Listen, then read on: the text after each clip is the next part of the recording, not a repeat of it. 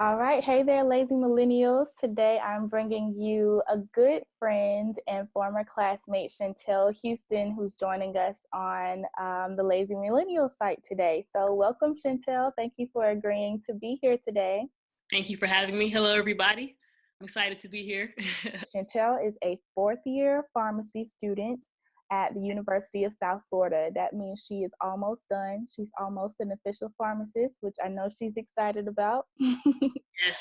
And Chantel also runs a virtual tutoring service, and she does marketing consulting. So designs, logos, flyers, websites, all kinds of things, while she is busy studying and practicing to be a pharmacist. So I think that we're going to get a lot of good info from her today about managing time when there's a lot of competing priorities, and just about exploring your different passions and not limiting yourself to one particular avenue. So, Chantel, if you wouldn't mind giving us a brief overview of yourself and what you have going on, and maybe tell us a little bit about how you got into pharmacy in the first place. Okay. Well, thanks for the intro. Like you said, I'm a fourth year in pharmacy school, so I have about 3 more months left until graduation. So I'm excited about that. Thank you. Thank you. But basically, I got into tutoring because I needed a job in the summer before, like going to, in between undergrad and graduate school. So I Okay. posted, online. There's this tutoring site, and I connected with a family, and the mom of the student was actually a pharmacist. Oh, cool. So when I connected through this website, I met her at her pharmacy. She's a pharmacy owner, and we became really close. I tutored her son. Her son went to my high school, and it just transitioned from meeting in person to me meeting virtually because there was a lot of time constraint with the studying, Mm-hmm. and school and tests and traveling and trying to tutor. I had to meet with him every week. Right. It got pretty busy, so I was trying Yeah. to see if there was a way, just to do it virtually. So um, What company was it that you did the tutoring through, so or it was was it like on your own? yeah. So the company is called Wyzant, Okay. um, and you post like your profile, and then parents are able to look through profiles to pick somebody. Okay. Yeah. So I had just started, so I had the lowest price, and I was like, trying to just get whatever. But it's like it was a blessing because the person or the family I connected with, it was a pharmacist who was a pharmacy owner, which I'm trying, that's what I aspire to be. So Mm-hmm. it was a great connection, great mentorship, great family, just connection that I got from that. And then from that, I turned it into a virtual tutoring company where I could be able to tutor more students Okay. because there would be no travel involved. Mm-hmm. So I found an online whiteboard where I can write things and the other student can also write things, and I can see and I can correct. And then I use Skype video to talk. Mm-hmm. So it adds it's still like a personable tutoring session. It's kind of like I'm right next to you. I can help you, I can guide you, and I make sure the students have iPads and stuff to write on. That's Um, cool. So what made you decide to do the virtual tutoring like through your own setup versus through something else? And I asked because I did a postgraduate fellowship after pharmacy school, and while I was doing that, I did tutoring with Varsity Tutors. okay. And they have like an online platform that has the whiteboard and all Hmm. these resources Oh, and okay. whatnot, and it's like set up for you. So that's Yeah. interesting that you did it on your own. Was it just that's just what you preferred, or you didn't want to like have to give part of your spoils to the larger company? That one. That's it. Okay. So right. So Wyzant wanted like 40%. Yeah, it was crazy. And Like I was like, I wasn't working for pennies, but like looking at what I know that they charge those mm-hmm. families versus the hourly rate that I was getting, I was like, Yep. okay, like this is Yep. not sustainable. Yeah, that's exactly what it was. So Wyzant, they wanted 40%. And eventually I was like, the parents actually asked me if I would prefer for them to pay me cash. Hmm. And I was like, yeah, that would be great. So the benefits of the website is you can rank, you can get ranked through the website, you can put how many hours you have, and it kind of builds Right. credibility. But once I met this family, they needed me for about 2-3 years, and I knew I was going to be sticking with them. Mm-hmm. So took the cash, and then I ended up getting more students like through my mom and like other friends once I did the virtual Mm-hmm. the virtual route. So yeah, I just researched all these things. I didn't know about them beforehand, but I was like, there has to be an easier way. Yeah. So I just wanted to make it, more personable but still remote. And I did some research, found some other things that were pretty similar, and it kind of gave me ideas as far as what to look into. So I use it's called AWWAPP. That's Mm-hmm. the virtual whiteboard, um, Okay. and then Skype as well. All those. Okay. Mm-hmm. Cool. So you started doing that before I guess the August of your first year of pharmacy school, right? So I started tutoring then, but the virtual part didn't come until like maybe 2 years after. Okay. Yeah. Okay. So are you still tutoring now, like through your fourth year? Yep. Okay. I still tutor. I just had a session yesterday at like 7 p.m. Cool. From my bed, so it was great.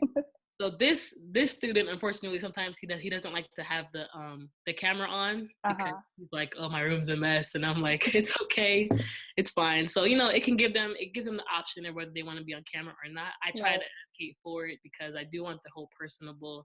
I want the whole like there to be a connection just Right, from right. I can see faces, see if there's confusion or anything during the lesson. So it helps. So But was the fact that the mom of that first family that you started mhm. working for, was the fact that she was a pharmacist something that led you into wanting to be a pharmacy owner, or how did you get interested in pharmacy to begin with, and then how Mhm. did you come to the conclusion that you wanted to one day own your own pharmacy? Right. So I had some great mentors in undergrad. So you and Kimbria actually told me about pharmacy and all the different, avenues and all the different fields within the field of pharmacy. Mm-hmm. So that's what really got me interested in it. And I've always been an entrepreneur at heart. I sold candy in high school. I sold purses when I was at Emory. I've Mm-hmm. always done things on the side to make sure that I have income.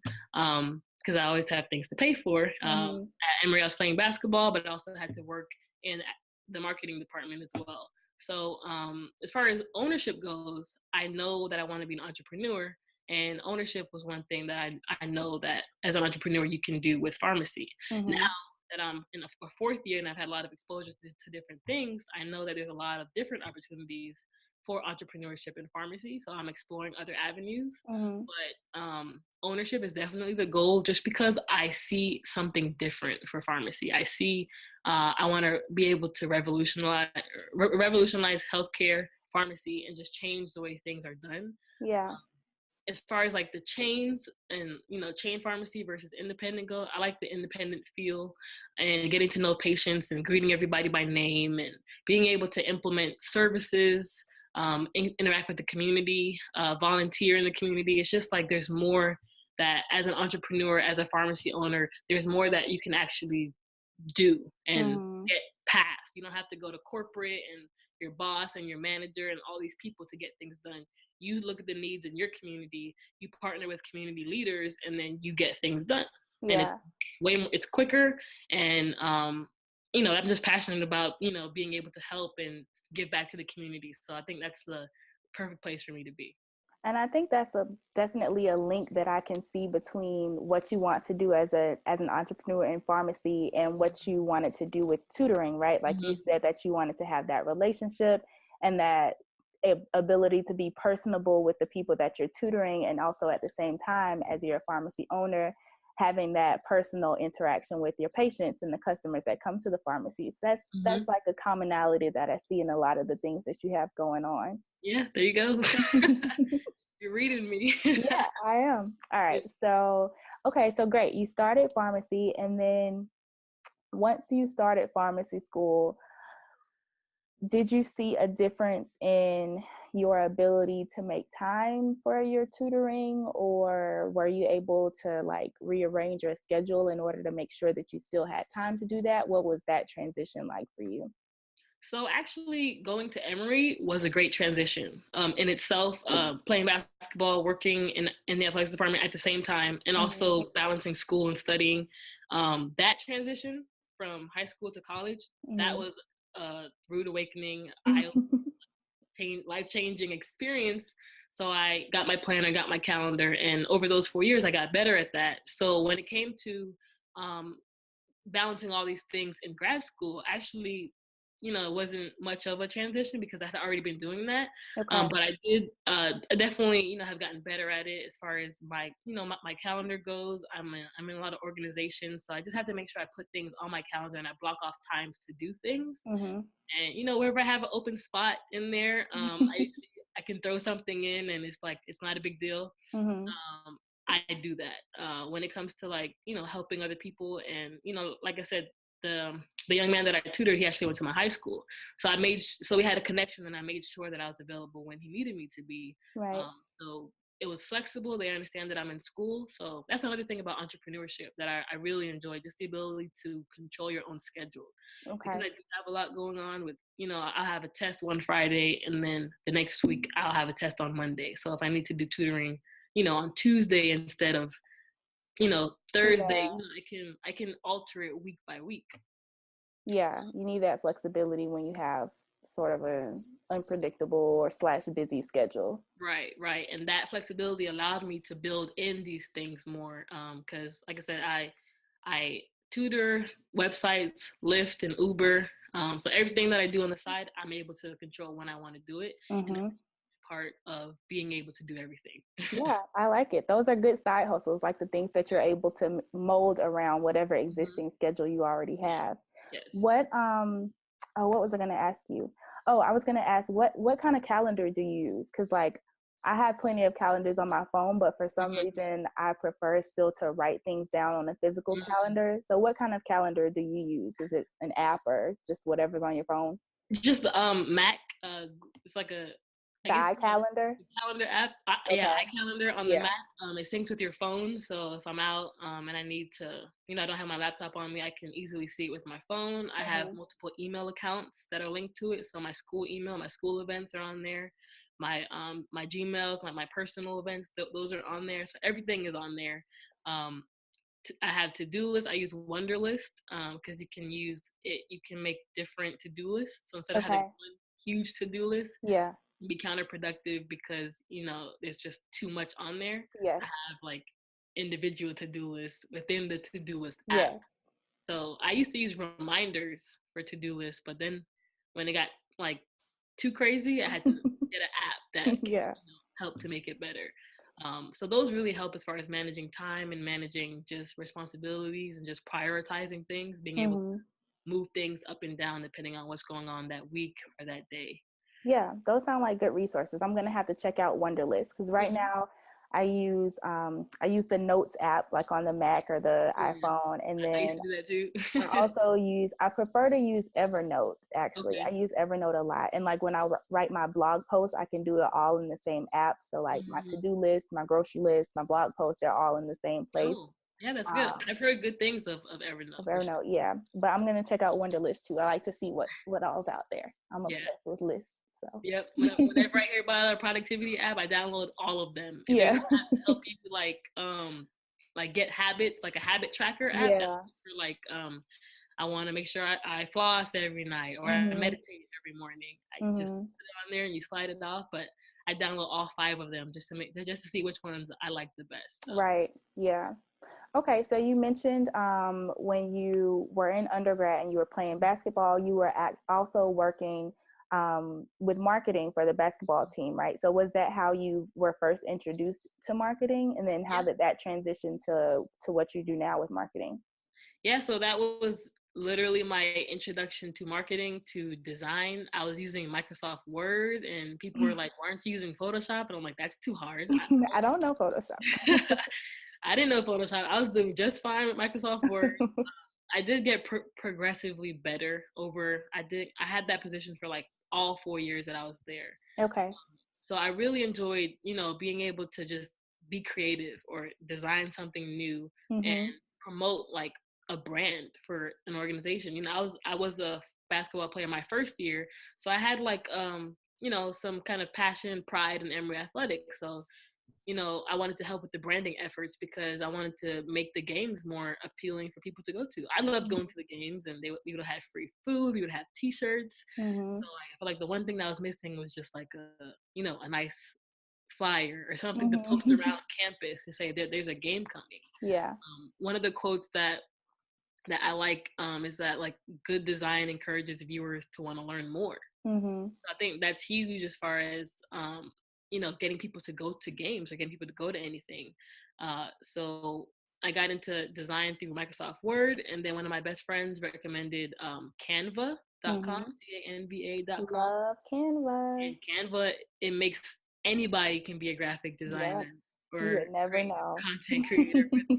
Anybody, because I am right now currently working as a consultant for many organizations, entrepreneurs, national organizations, and I use Canva. Mm-hmm. And no Photoshop yet. I really do want to learn how to use Photoshop one day. I really do, because I do like design. I'm passionate about it. I just don't have time Yeah. to really learn Photoshop. So the student that I tutored right before pharmacy school, his mom was she was a pharmacy owner, and she also had her own online business where she made like health products. Okay. And she showed me her website, and it was okay like for the ordering processes go, but it didn't seem like a website that I would trust. It didn't seem like professionally, like it wasn't the best looking professional looking website. Mm-hmm. So I, knowing that I can make flyers and such, I offered to try to make the website, more professional so people would trust it more and buy products from it. Mm-hmm. I had never made a website, but again, there's websites and things out there to make it easy for you. Right. So Wix.com, they have a lot of Mm-hmm. templates on there. So I actually used that website, that like I guess software to make her website for her company, and it actually led to like increase in business. Like she sold so many products that she had to stop. Like I had to put sold out Wow. on the website. So it's really about seeing an opportunity to do something and then putting yourself out there and Yep. just seeing if you're able to do it. And that's that entrepreneurial spirit. Like who do you know who's gonna like volunteer to design a website and they've literally never designed a website Yeah, before? I It just tried. actually it reminds me of one of my favorite quotes. I just posted it on Instagram today, and this reminds me of that. But it was by Pablo Picasso, and he said, "I'm always doing that which I cannot do in order that I may learn how to do it."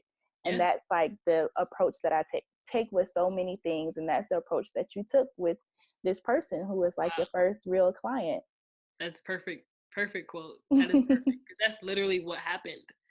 And branding is huge, and it Mm-hmm. helped me with my branding, helping to brand myself and what I care about.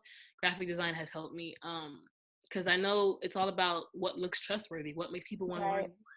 That's so. Especially on the internet, like how many websites and pages and posts and whatnot do you come across Mhm. on the internet? Like you have to make yourself stand out, but you also have to appear trustworthy for someone to want to consume your content and Yeah. to act on it. Mhm. Yeah. So that's exactly what it is. So she said she was gonna pay me. So I was Mm-hmm. like, oh, okay, yeah, sure, I'll be your marketing graphic consultant. And Mm-hmm. I took that title myself, and I said that's what I do, so I'm gonna be that. Right. She Own said it. she said she was gonna pay me, and I always made updates for her. I was always available. She would text me like, "Hey, we're out of this product. Can you make it unavailable? Or Can you change shipping to $8?" Mm-hmm. Whenever you know how to do something that somebody else doesn't know how to do, you're kind of an expert. Like Mm-hmm. until that person catches up to you, Yeah, at you least are in an expert. relation to that person, like you are the expert. That's what they're coming to you for. Yes. So that was my first venture as far as marketing goes and website design. And now I've designed like 4 or 5 websites for different people. I did flyers for all the organizations that I was involved in pharmacy school, for my Mm-hmm. organizations and organizations of my friends who just Okay. knew that I made flyers, so they needed my help. Mm-hmm. I love doing that, just helping people because, it seems like something that's so simple, but a good flyer really goes a long way. Yeah. A good design anywhere, Yeah. flyer, online. How Logo. did you get some of those other clients?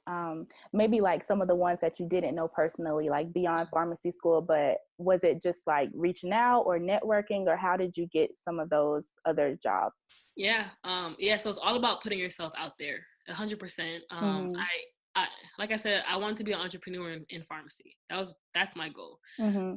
I stumbled upon some article written by a pharmacist who's an entrepreneur. She's a consultant, and that she consults for other pharmacists to tell them how to be consultants, if that makes sense. She helps. She's a consultant for pharmacists who want to become consultants. Yes, in medication therapy management. Yes. Okay. So she tells them, here's how you market yourself. Here's how you partner with physicians. Here's how you do all these things, because she do it. So I ran across one of her articles and I just reached out to her and I was like, hi, I'm interested in entrepreneurship. I only have been exposed to ownership. So I love what you're doing. I was like, this is what I do. And if we can connect, or, if you need help with anything, I know she had a virtual pharmacy summit that she was launching. Mm-hmm. I reached out to see if she needed help with anything, or, I told her what I was interested in and that I do like flyers and creative design, and that, it could be any kind of relationship. I just put it out there. And she contacted me. She said she actually needed somebody to help with her creative content for the summit. And again, I didn't ask for payment, but she said she would pay me. Who am I to say no? She said she would pay me. So I was like, okay. Like, I really just wanted the relationship, and I wanted to just do things, because even if I'm doing it for free or not for free, every flyer I make or every design I make helps me to improve. Mm-hmm. They can take long sometimes, but the more I do, the better I get. Mm-hmm. So it didn't matter whether I was getting paid or not. It was a good relationship. It was a good person. She's a good person to know, because she's where I want to be. Like, she's who I'm trying to aspire to be. So I wanted to connect with her, to work with her, to see what we can do, what kind of relationship we could have. So long story short, I ended up, creating some flyers and logos and things for her to promote her virtual summit. I ended up even leading to a partnership with her summit and a national pharmacy organization. Like, I helped her, like, that's a marketing component, right? Right, exactly. So it extended beyond just making flyers and designing things. It extended into more global marketing. Like, hey, I know this organization, they're community pharmacy focused. You are helping community pharmacists and pharmacy owners. Mm-hmm. So that's a possible partnership. And now they're working on the summit for next year, and they're working on it together. That's awesome. I love that. And I love it because it's not just limited to like the physical products that you're creating. Like, you're adding a considerable amount of value to her business through what you can provide that she wasn't able to add herself. And I feel like that's what entrepreneurship is about solving someone's problem. And the more problems you can solve and the better you can solve them, the better of an entrepreneur you are. Yeah, exactly. Like, every person I meet, I know that they can, like, they're an expert at something. Like, every person I meet, I know I can benefit from them. Every person I meet, I know that there's some way they can benefit from me. So everybody I meet, I try to, it's like, you just want to get to know people, because you never know what can come from a relationship. Exactly. You never know. So how do you see this evolving as you graduate? And I don't know if you mentioned this on the podcast, but the next step for you is a residency, right? As far as pharmacy goes. So how do you see your side hustles, your tutoring, your marketing consulting evolving as you transition from professional school to a residency program? So what the residency programs that I'm applying to, they're independent pharmacies. So hopefully I can, talk about my experience with marketing, experience with like just, the design websites, because that's a part of ownership too. Like, being in control of the branding for your company. Yep. And that's something that's lacking in a lot of independent pharmacies that they could really benefit from. Yeah. So when I look at a pharmacy like website now and I see a good one, it's like it stands out, because it's like, wow, this is rare. Because like you said, there's a lot of like old fashioned websites out there. So I think that's something that I can bring to the table. Like, I have experience in this. I know how to make a good website. Like, I can make it fast. It's easy. I can show you how to do it. Even as an owner, owners have to wear many hats. Entrepreneurs have to wear many hats. Have to know how to do a lot of things with their business, whether it be marketing, financing, accounting. Like, there's so much. So you can't expect pharmacy owners to also know how to do marketing and design. Or have time to do it. Like, even sometimes if they may not know how to do it, but they at least know the importance of it, but they just don't have the time to do it themselves or to learn how to do it. And that's another benefit that you're able to provide.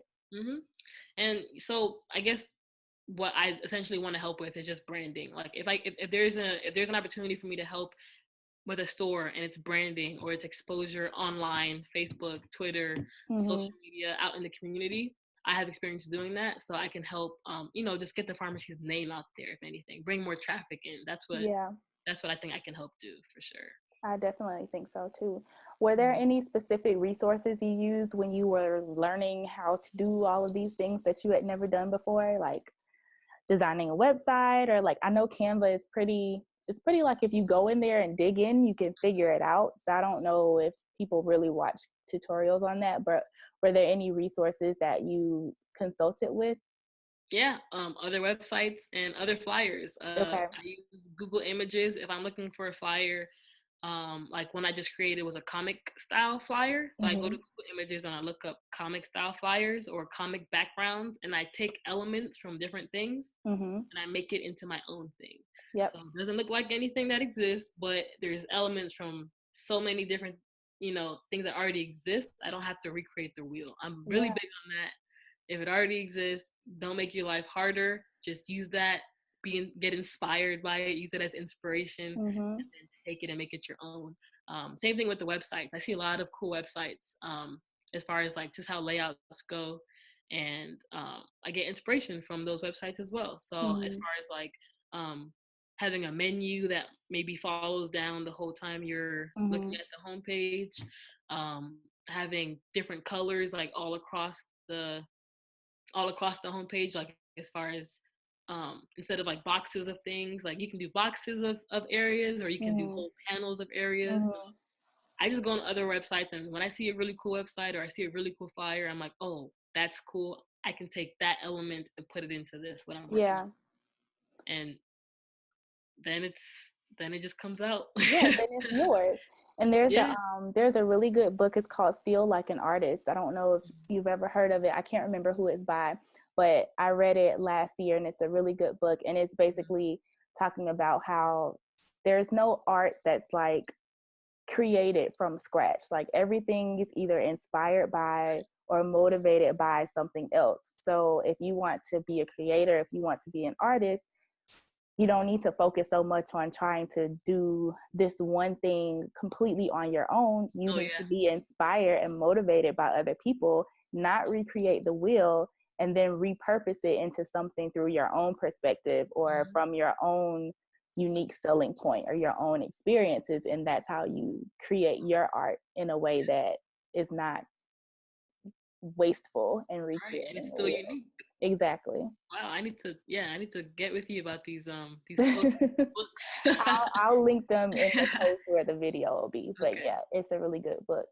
Yeah. So okay, cool. I love this, and I love your entrepreneurial mindset. Thank you. It's really refreshing to see, especially in pharmacy, where I feel Mhm. like people can get bogged down in the clinical and healthcare and patient aspect of things, which is extremely important, of course. But I think that balance is, pretty important for everyone. And I think there's also opportunities to expand the field of pharmacy through other avenues, like you're doing, Yeah. marketing and design and whatnot. And you created your own website, right? Your personally branded website to Yes. display your pharmacy accolades and your design experience and samples and whatnot.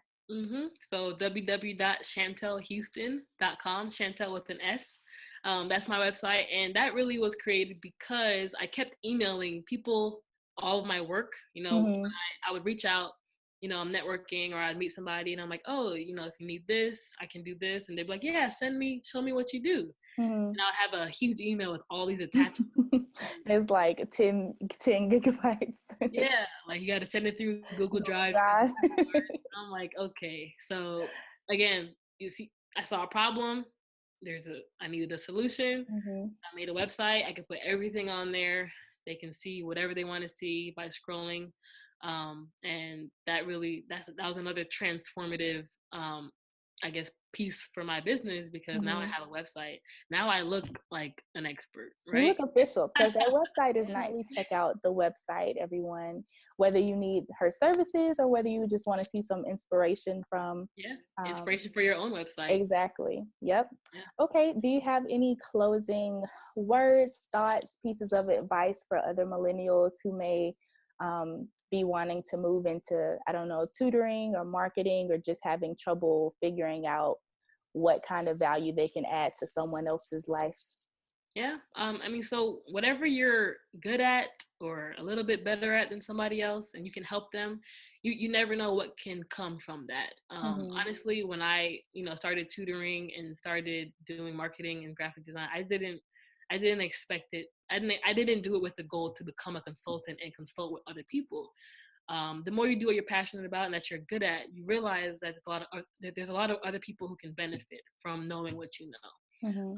And those are connections that you can make with other people. You guys can share things. If somebody's really good at resumes and you're good at websites, then hey, I'll do your website. If you know my resume, Modern day bartering. barter and trade. Barter and trade is really essential. I've worked with a lot of people, like a financial advisor, or somebody who we can reciprocate, or we can give give things back. That's not money. It's still beneficial. So if you can find connections like that, I think that's a game changer, because it's really like trading service for service, passion for passion. And when you're doing what you're passionate about, and you're helping others, I feel like you can't go wrong. You can't get tired of it. Absolutely. Well, that's awesome. I'm so happy that you were able to share all these lessons with us today, and I'm so proud of you, Tia. Like my little baby. But seriously, I'm very proud of you, and I can't wait to see what else you're doing in the next year and beyond. Thank you. I really hope to use this, like use Canva to really go into a space of awareness and helping people understand what a pharmacist does, what a clinical pharmacist does, what goes on behind the counter. That's what I really want to move into, like just helping the public understand more about medications and pharmacy, sharing drug facts. I don't think people are doing that. Nope. So that's something that I want to get into. So hopefully in the next year, that's what you'll see. Awesome. Yeah. All right. Well, take care. All right. Thank you. Bye-bye.